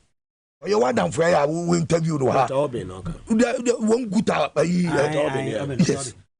Okay say so what can president have Ghana nyina ya wonim John Mahama no so listening government. You be your president who kasa obetina sitin wetie no ofanyanse wom no de aye adwuma. Ntene na mo gye ni di. TUC Dr. Banso ye game changer. Wonim eno na wotina sia na sa 3 teacher unions akwakohia no. Nagrat, NAT, and our consent teachers association for no coalition of consent teachers. And when you na kwakushiano, and what one seminar bet na John Mahama I can't say. I did hear and say, we need dear the first 100 days, you know, obey baby a friend, listening a dialogue. No one in our tenacity, no one input. Because one way stakeholders. Yes, too much. You see, on one bench, your mama too much. You see, if we are not free, yes, also free as such as no, I question presidency. No, they will not send it there. They will send it direct to GAS. Ghana Education Service. Yes, straight one to free as secretariat. Presidency. Your Ghana Education Service. Yes. Now I got free as secretariat. Why? Why brought secondary school is under GS? Presidency. So why would you go and put free as secretariat? Presidency. Why? Because of Sikadi. If that's the case, then send it to the ministry. Send it to the ministry. The ministry. So that the minister will be in charge. Then the minister is in charge. Yes. I have political too. It has now free as secretariat. Political too. Yes, anyhow. You see? And you do teacher for and the recycle. Nasabini say. To be obeba no about 100 days no adi obaba ya teacher for huna mane wa the first 100 days o say adi obaba ya nen na so to be yesade ni wi a adi obaba provide am Ghana Education Service and is young educational sector ne say obefa bibia your friend equity or the equity ni ba or the affordability na fey or the accessibility and no we so na fey or the quality. Not the quality about abetum na ni nyina ne say ni yi blog na won agya no na TV na won ayi afi system no akwakoda baabi no saa ne won agya wato ni nyina no o de ni nyina be say aba back no de abeka ye education ayi no we make sure say accessibility ni say we betumi make sure say abofra bi abekọ no benya baabi ada ani say yi blog no ne ade na wo wie no be wie ni nyina na wabomodi make sure say obi biara owoma opese o educate ne ba no obetumi anya na wo ye sikani na wo educate ba so hia ne so ye dan etumi educate ne ba na ye nyina tumi bom ne ye kyekyero ma ne bom na nya se nkrofo bi betwe select ono edutum no so akofa de wo fase no ne wo fase fi abrochiri ofa na no de ne ko presec ada no wan fada nko manwe ase second dagiriga ada no wan fada nko enti Mugabe ne ayaka ne nyina ne se John Mahama akasa na se mitia ne se Ghana for teacher for am wo krodum onipa wotumi abue na no aka kire mo se teacher ni bia ni Ghana ha obetuma ye millionaire da aye we na nado o man pani teacher for anim onokora o say we yo o man pani teacher for anim say obia say teacher ni bia o ye millionaire wabo ediana na mbom gabi o kire da ko oforiata journalist any santimedia atuo ono ne babia no oba ne babia no to be painting Sankara circle okoye drawing go $2 million wo babia to be anya ska akwakoto land wo cantonment 4-acre land e dia akoye restaurant isuomunam restaurant wo babia no nya adwumada o to be kono no mayi no de ne ka akwahwe emisata ka mu so okumo no saa wo babia no mpo to be anya sika akwakoto cantonment land 4-acre plot esi a restaurant also the teacher ni o chade no impact knowledge wo ankasa utim ka chen so ntumi nya millionaire Ghana for mama ye mompa ma John Mahama ne NDC na Ghana enfadenta ba pemfura Maase Kofi Abusa penye live on TVS was at on power 97.9 FM Masaka se koma Safari Valley Eco Resort to Madaroma kan wote achiri bi na yedi dwumadi ebrewo ope baby a bowura be won say a wildlife experience emoa jata sebo and the antelope zebra no more ba environment where come ye papa furniture Safari Valley Eco Resort no do also a hotel hono we say yes bibia ye kama more swimming pool ewo ho omo ewo bia chese one obi a waware awi apese okọ honeymoon no udu ha wani beji ye papa na wa be won say omunu anen so no local and continental dishes nyina bibia no esevu bibia ho foni echire ho ewo eye dew ewo Eastern Regional Constituency from 05969143994 05969143994 ufra eye Safari Valley Eco Resort omo ebeje so amuzu eba clean se men kancho be ma wa ye mre ewo mpem ade no ya na entumi enyina so eye weak erection so na early ejaculation ni nyina no fakoda amuzu eba clinic a low sperm count be ma hu nsu aye mre fakoda amuzu eye waist pains prostate problems ene gono syphilis ɛne ne keka ho nyinaa no stomach ulcer piles ɛyɛ koko pakodan amuze aba clinic ɛyɛ stroke anaasɛ ɛyɛ alcoholism obi a wanom nsa a wɔpɛ sɛ wofiri nsam no nanso wayɛ a wontumi ɛnyae amuze sɛ bra ɔbɛma wo akwankyerɛ na nsa nom ne nyinaa afiri hɔ ɛde ama wo hwɛ amuze akyerɛ akwan wɔ nkra ha Chemota Christian Village wɔne poma filling station no na ɛdi nhwɛni mu madina wɔ main station adjacent Melcom Ashaman Lebanon baabi adala ɛwɔ no Ashaman Lebanon second step ɛwɔ na abɛhu amuzu kaso amanfo mo bɛn the police station kuma so watafo nhia yɛso Muru Market Muzu Junction hɔ fɛn wɔ 0241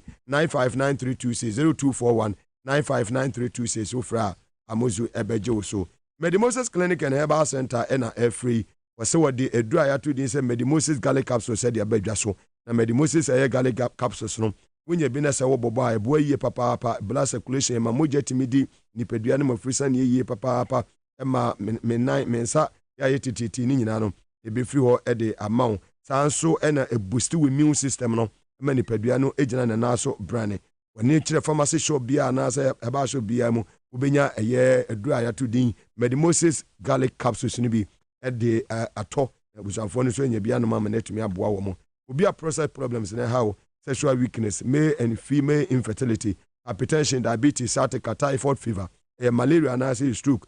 It was same problem ni nyina Pakoda Medimoses Clinic and Herbal Center. Much like one cry, dental or more dental barrier. We see the police station. AESL building no one cry. Ghana Highways Authority Yard Moa Cry Ministries. Ajekojo Yeni School for the Deaf and the Dimshe anymore. Komasa Inema Kokobe Yene yes Santaso Boase Quantempono so na be huyen. Fair now ne a year Medimoses in Chichon Kumo on 0244 068447 0244 068447 Ofra Medimoses Ebejo so. Power specialist about hospital Samen Kanchero. Hepatitis A na etetiwa na B ni bia, C ni bia na D na yi na etetiwo. A fatty liver problem, a sciatica na a prostate problem. Obi a wonu mpeni baby atechema, a ulcer na hawo, a kompo a esi wo minim ni nyina so be ye free ho e de ama. E ma no fibroid na etetemu a ye awudi ni go nyina no se to atwa wo de ba obebo ye papa se de be ya wo so no fibroid no obi ye free ho e de ama wa obi yisu abibiduro na anane bibia afiri hɔ abra ye nya wo surgery bia power specialist about hospital ma me no bo adwuma ye papa kuma se wo be hu na kira kwan wo fa yi aselik bosomtwe eye kwantempo no so oni Jezbo filling station no na edi nhwe animu nkra owo kwabenya bukwase ACP kwantempo no so saa so na takrade mo fa moni kira anaje estate adjacent anaje MA primary school fenane power specialist about hospital ntwetwe nkomoy e wo 0244544422 0244544422 fra obeje so enso ni nie eye S natural mineral water eno a ene boss ni birthday ubi ba bedi ni birthday na enso we bi na o se oto ene superintendent of police eye Juliana Obin ni birthday eno a we ni o de be serve na dofo nyame ya adoma o kirechi eye adwuma wura honorable Julius Debra ni birthday boss enso we ya ene de be serve ahoho enso ye se water is life men fasika enkoto yade uto nsu anoma make sure so beto nsu pade akosi fie se de be enkoda anoma emfa sem bia anye de emre fie koda ne free school aba fie nsu ommenum ni oma bie school mo ko school nsu ne bag no anopa bia ne wayi mienu ahyem na wo de ama no extra twa mineral water no upedudu etu akwa akoto abrejuma mu haya ye water 37 na Bebrese street ewusu oba so he Mr Robert obehuna efiri dwada kosi ya wada e frame Mr Robert eduru fiada dia ugina 4 junction so asore ba oba obi hu no dudu obi apebia no nsa ebetumi akabi watu no akwa akoton Ibrahim International School say excel and shine school no a school bia a grade A school ya ewo media of the Sanwom road woni ekire ho oba wanya bosome 9 enum insia ekwa afeba ko mienu miensa so ba besi mfie num ho no eno Montessori tetiye no ye de be ma oba no na bibia timi akonkan e de ama oba no saa so na lower and upper primary so no admission eguso ekoso school na makwan guso a eje eye mmofra no fa ba na ni kire wose de be adaache no oba no enani betumi gina nu otumi asuade no abebo bra pa chechefo ho no maka kire wo ye mfa SSM ko ho uduru ho a wu sa chechefo no ho nyina no o ma ben onim di wo mo e kire meka kire wo ha na wanko ukura SSM mfa nko ho mo ho ukwa ye mfa atechefo ho no atechefo a womu ewo nimdie ewa de kire mu yie papa ne head afre wo uduru ho a kwada no womu ewo kwada no abotre ya obi mfa oba nko school ho na ebedu anwumre na obeba no beba no ade atwa ne nan ade atwa ne sa da bi da Ibrahim International School ewo media of the Sanwom we say excel and shine wa for any culture on our environment to say yes you go school ni school na we dey grade A the adam na so wa ha Kofi Abusa panyin so wa ha do so no men yen intimi nya ho hwe na so afanyo markings go so I cancel phone e kire eye Ghana for am go so Dela over to you. Mugabe I'm say the air koso dum so nanse no ye dwene ho ayenti ase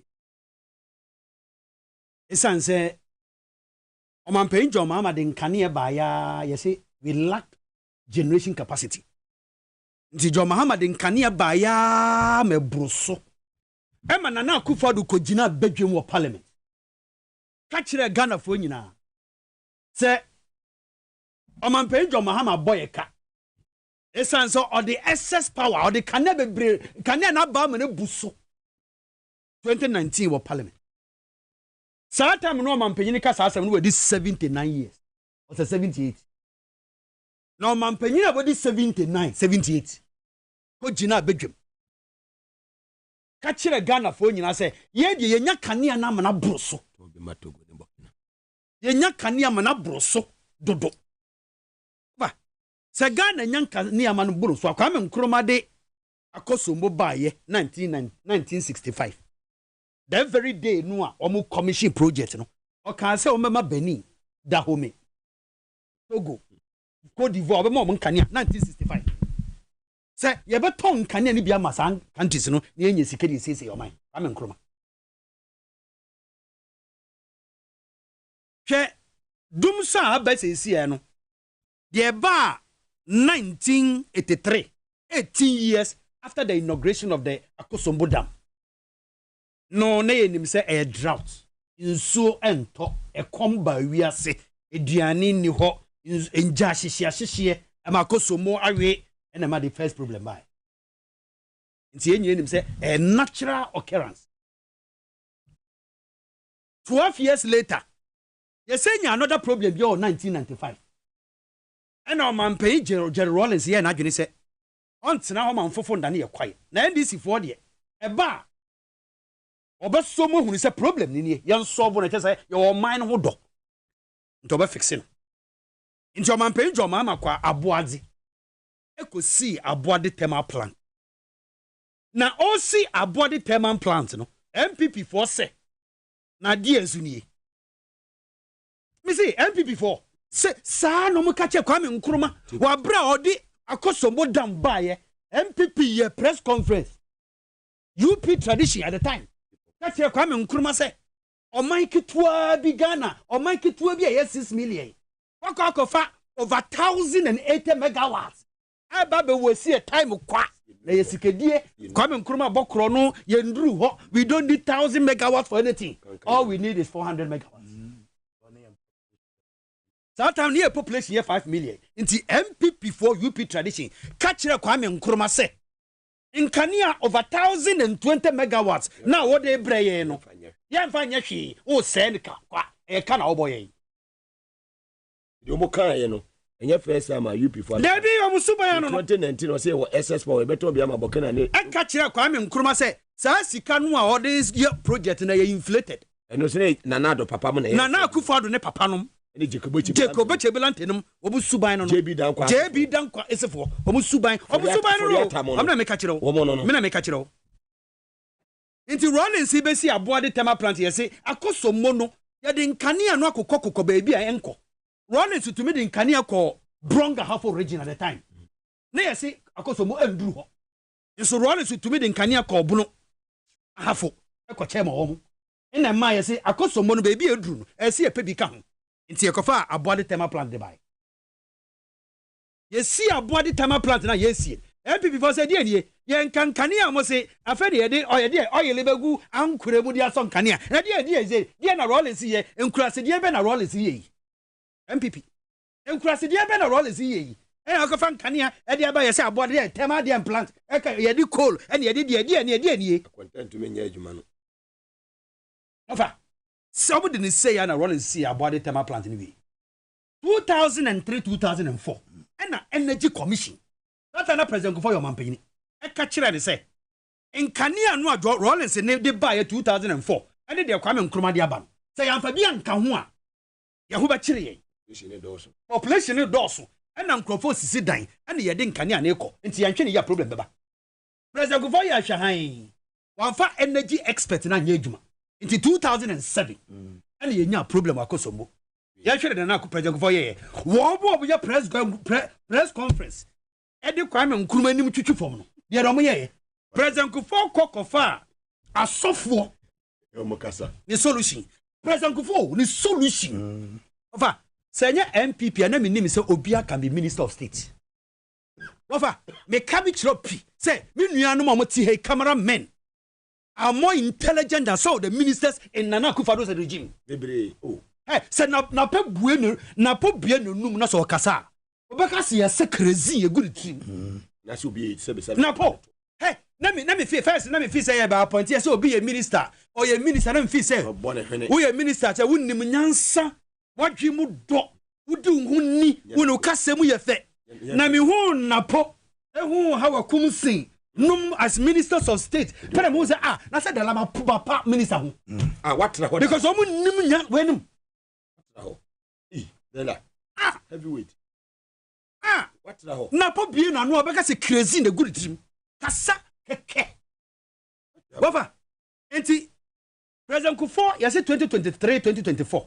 Yemfa 200 or 300 megawatts emfanka wanye. Into 2017 na problem ne bae. Na President Kufo ekofa asofo 2007 di omuko akosombo. Ono de wankwa nkosi aboa de tema plant ni bi wo. Okobompa yegu nzoro zo manzo na. We go bompa yegu nzoro zo. Inti problem no wo sa e no lose election 2018 2008 and Professor Maase no bae and a doom so start here say e bae because 300 megawatts na say dey count yan fanka ho afa na there is the need for us to break the monopoly of Akosombo. Inti say the private sector e dey bem moga private sector no e dey bem no and na ma e dey Sonon Asogli phase 2 e dey bae ono ma 360 megawatts. And the day Sonan Asogli, the coal fired, I want the coal and the power. And also my 750 megawatts. And the day send power they buy, and the 350 megawatts. And the day Jacobson, and also 360 megawatts. And the day Amandi ebe count into when we na GE buy and a VRT4 and VRT KPT. When we a private sector energy, I'm crank di abba. Oh no ma nkania no yeso utua nika. They say a problem no what about. Now when him on the 26th February 2015 and on Mampeni John Mahama ejina bedwem say nkania problem was started from 1983. Ba be see me time. Me nyo Mampeni a betwa ntro. Nti me de me gitum say a problem but me try me aye den ya solve. And it's all kokofa car power any Mary 250 megawatt 250 megawatt and they become but now shed you know why na Mampeni John Mahama nkwado over 3,600 megawatts about my moa na Akufo-Addo fa 1 single megawatt and so akokura on ferriade e to be kofa a Mary plant no Mampeni John Mahama dia about my moa now yeah press conference di na tem say or you incompetent or your kronfo we inflate price no na Akufo-Addo net to me kofa no oti ho na pokurasi ni sabi ejina bedwem emu no ho jina bedwem kan sam se na enkania de na de embebi da na fe de de nkania ba kumase obi de no ode aba no a wo se we inflate the price no eno na wo kofa ekoyimu 150 en edu kokumase te se ye won kran ni ayin de ye mpen kania te se wa fan kania ndu kokumase ka kire wo mo se wontumi antobi na John Mahama de no kobo bisia de baye no eno ne ya fa de kokumase a ye de koche wo mo de banko anse ho ka $35 million tie de 38 in kania no ye de plant ne aba no a ofa de fi enfam policy takrade or the fitakrade your plant ne fitakrade e de akokumase almost spend $38 million me who kronu say tie obi aka chem said the president of the republic is corrupt and a criminal. Believe him because of this. See, Obi akoto Mary D number 510. Yenye criminal in free one kaso. Mrs. Obi can say, oh yeah, me if anybody tells me that the president is a criminal minded person, I will not challenge the person. Because ye wo Iradina Nakufado. Ye the $510 million na koto American plant di buy. Ye free Kokumase. And ye fee abrochire de ba Ghana. So. And ye 5 years ye tua ye ntua 1 cedi mpo. Because ni pakun de buy no oton kania na man otete ne ka otiwie no de che Ghana no koy. Nana Akufo na ban say ya fa fita kurade. Ye de Kokumase. You are spending $38 million. Now, $1 million. Unimwa. Hey, 140 billion organizations. $1 million. $1 million. Hey, 140 billion organizations. Enti baku 140 billion times 38. And ye defa plants no a omampenjo mama de buy no. Ye maso de ko Kumasa ye de koso. Kumasa ni ye de ko any problem. Uda ho de ko any problem. But nipa no to ye no. Nana Akufo do aba bedu omampenyin mfie nwotwe. Went to me and you $200 million. Amfa Sisila Dapa to me the $1.6 million. Eguni dem. Went to me and first sikani bi. Ankwa nkoto. Nkani amfa nko Kumase. Watamfo. Onipa ugu ne nimu ase. Didi na tem. Uhu ni bedwe mu a wonchia no. Mujo mama wo bedwe mu a onchia no na pan ho ko. Ono na Mary Blunt no de ba kurom ha sei. And wako on the ope wako yi 150. Edi ko Kumase. Edi suban kura ni. Edi suban kura ni na. Edi suban kura ni na. Na Akufo ne MPP for edi ti o mem ha sei. Enti moga masem nyina ne se de mesi no. Bidi wasem si. O man pejo mahama ayo obi a. Ye ka obi a ade si ne ni so. Owo man ho do. Our vision. See, the man is committed to Ghana. The man loves the nation. Oh, ye be Ghana. Or yenye ya. Time wa auto Mary D no ye press conference di na tem. Wo mu atoy. Ene. Wo mu di na tem more no. Na wo mu ko benefit from Mary. O Kumaso. Yen kan kire MPP say. Aba ye di bo techi no. Ya di baba da na Nyankopɔ ho nai. Hwe bibia na Akufo do kafa adwomama ho bia no. Ene egu onu animu ase ama abro nye tena TV so. Bisa menene program say. Nti na Akufo ado no onu ani ana. Na Akufo ado no a wo mo de ba 2016 no onu ani. Kenka. Kwa. Say what pupu a wobidi. Ebia na ka obi nkwa na Akufo ado ye kenke president. That's it. Fanti kenke president. Otop fanti kenke ya muransa. Who yi dokro no who yi oba una kakakatu bi. That is na Akufo ado. Na wo ba san hye ho. Na Akufo ado is a fanti kenke president. But I say the live on TV SYZ and also on Power 97.9 FM. Hey, asemo. Satu 74 hash. Na wasend ya mame. Na fe wabo 1 to 5 Ghana 2 na to 10 Ghana. Satu 74 hash. Na fe wosu wetimi ewura drone. Mame we say lucky winners ni bi wo ha. Inform numbers ni tutu Ghana mon check mo phone so na modibia na mo so motimi ahwe. Well, my first winner, our number is 0541 556 last 3 digits me more 0541 556 last 3 digits me more. What the show phone is what the 1,000 Ghana cities I be go phone so say here. Also try with the star 274 hash. Now I send the was selected for FM number 1 now 205 2 now 210 Ghana. Also bet me a lucky winner. Ewo ejuma ni so 60 minutes. I just said the juma di ni never. Ko fi abusu apenyin. Mra ka me we da me enti o. What is the problem? Moga, no, I Uncle Abraham come say. Yes. I know say more fire. Uncle Abraham come say. Joseph Kwaku Mensa. What the am in King Tulaku ye blue the blues. Yes. I say Kokura Mugabe I say yes. I don't want to say mo amaka na chirem say ye na mbakasa. Moga. You see but we be sending me message be say asem. We say President Kofo e better say o man penyin no.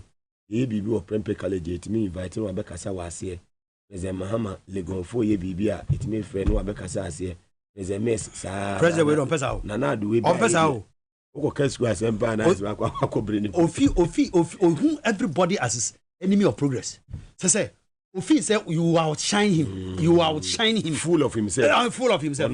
Self-centered. On one self-centered president. Inti Oba invited Eddie. One wasn't it way be. Go be young guy. On say Emery knew na Mugabe was usum kuntumpo efiria. We kasabre. We kasabre. Na book and Proverbs chapter 26 verse 24 also odada of biara malicious person or you be or you deceitful na ordinary on a dada onipa. Proverbs 26 verse 4 verse 24 be or you deceitful person no malicious person be a nekumem e nanos no the dada o bet ube hu a tama ube hu no a timer ebe swaba so what you say into nipa ni human and ebe chire so nipa we ni papa na oye nanado bawumia and oforiata for about 5 solid years conservative years and that's 6 so no fee so enu na anu ya no fee so 7 years they be work SS capacity na Mahama the power na ba masese utua ka wokan ya kokasi wongatua 1 billion mukai $1 billion na so hini it won't call us kura no won't call us nyina ayo wo fra na wakwago SS capacity and you SS capacity ka SS capacity meaning say brofo no want ase o kan na busu ama ye hie na ye boyenka any enti Mugabe maybe so say if we have SS capacity, why do we suffer power outages? Yes. Why we still have this SS capacity? I didn't hear. If we have SS capacity, why do we still suffer? Why are we suffering? Why are you suffering? When we have SS capacity? SS capacity. And because I want to mean talk. They say you to me private for you to mean top petrol pump. You to mean top diesel. You to mean the crude. To me. Because maybe there was SS capacity, no? But SS capacity. Where is it? Why? It's self-inflicted. Self-inflicted. And self-inflicted, the don't say financial, you know, muscles and in they've spent the money and they've kept the remaining one at the move around the one pass and one him fee. One go see one him fee, one go save. Save, one go save.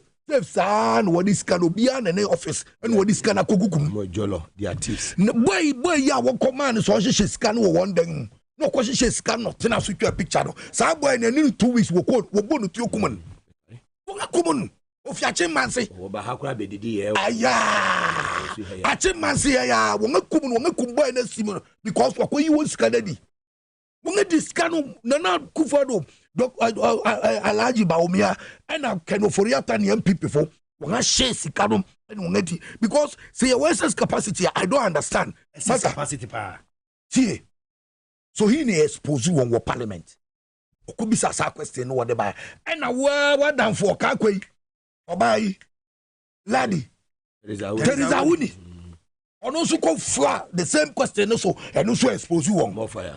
So I say, and we want to be a hukoto. I dear what the Abre Ghana for no Mugabe. Say, Obi so you kuntumponia. We and the den or you kuntumponi. John chapter 8, verse 42 up to 47 and 48. Also, Turuphobia or your telephone, I idea what you're trying to furma or your when someone or one no quarrel to be cabin and woo. You're trying to furma. What you're trying to furma? You didn't free your food. Free your food, what they want. You're from Bon. It's all Nimasa. And as we are saying now, come on, times we are messing up and Jen. More fire, Kuvi. We are saying now, Modanta, we are to, so we are to Kakra, 20 who come Modanta. Who come Modanta? I'm on sin now. I don't make count, but yes, and our pampers. Obey Yama, Fanchania, messing up our Nankokum. To be in a bong. That is the problem we are facing now. No. na once red bone ye sa enu nie wodwa wanu atwa toro awia Ghana sika panyin ne wo so ye kremoni Ameri nam obi a wo obi charge say charge no we inflate Ameri you know $150 million wan kasa wo ba ya no akwa inflate no $800 million ade a wo say ye kro no ma ka magana fu nyina tei e ma wo te hu committee na Addison na no da no aja ko kire Matthews wan dia we no the late aya waso west wagon oka ho mu call Dubai e ko ye ne mo be ye nyina mo buy no na hwe nim because Price Waterhouse Coopers akwa say bia ye genuine mo ko inflate ka mo pejo Mohammed ngwase eno na ebo fa China mo ne na kufa do ba womia no sign according to Abuache Jako obebu hu akontai gwa womia PDS de ne kura sanda ho eno sa Mary dey no or the call ni fi na ono ankasa no sign according to Jako mo inflating $800 million mo sorry am say ba womia nya okrofo ba womia nya corrupt barawi pa masa obi a adubu ahene tasa adubu ahene etu bi ka say ba womia oje gate fee $250 million oje bribe man oje bribe lebalo ono ka o enyame na meka tasa adubu ahene deputy finance minister owie no asebe waka ne say obi de ne omo aba habo aba besiwo about 12 to 14 containers of rice 10,000 bags na ba womia officer wasoma ne so nko je ba yi no akwachicha ma muzamifo obi ya fast na wo wia mo na wo de chen Kofi Maase moga esemi do so na esemi fa wo sisi yi light ya light na asem na aba no Mugabe ne hu implications ni ye bebre UCG nka asem we won ka ho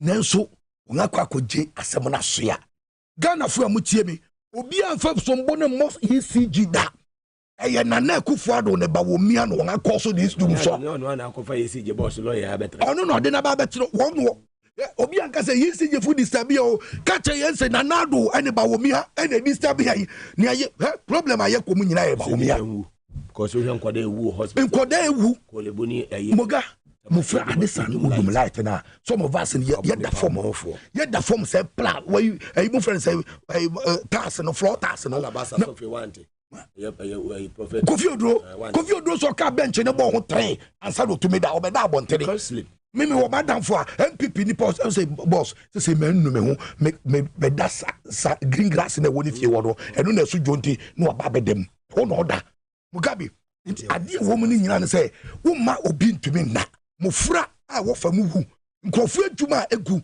enu achi no don't forget say driver ni no oba be kura utie driver ni no oba be fa workers ene nkrofo afia akọ Cape Coast afia akọ afa motorway afia akọ aflawo afia akọ Kumase no sa no wanya baby napa ana okuta nkrofo nkwa nti so drive no kura passengers car na so to nkwa obekwa kokum no eno ni asema ye ka che na Akufo-Addo say but modi na for timetable ne bra now the doom so na aba no because according to Akufo-Addo dictionary no who say light bia ka che John Mahama who say light doom na so pe doom so obi abuza pa nyina seda ye wodia aya na edibesie ye second winner our number is 02448919 last week is member 02448919 last week is member what the 1000 Ghana check your phone so say here eba so na fe ohene babo amabene ene ne team e de enwumere no nsia kase ebo emu hwampa e de abrain shano so se na ye dwade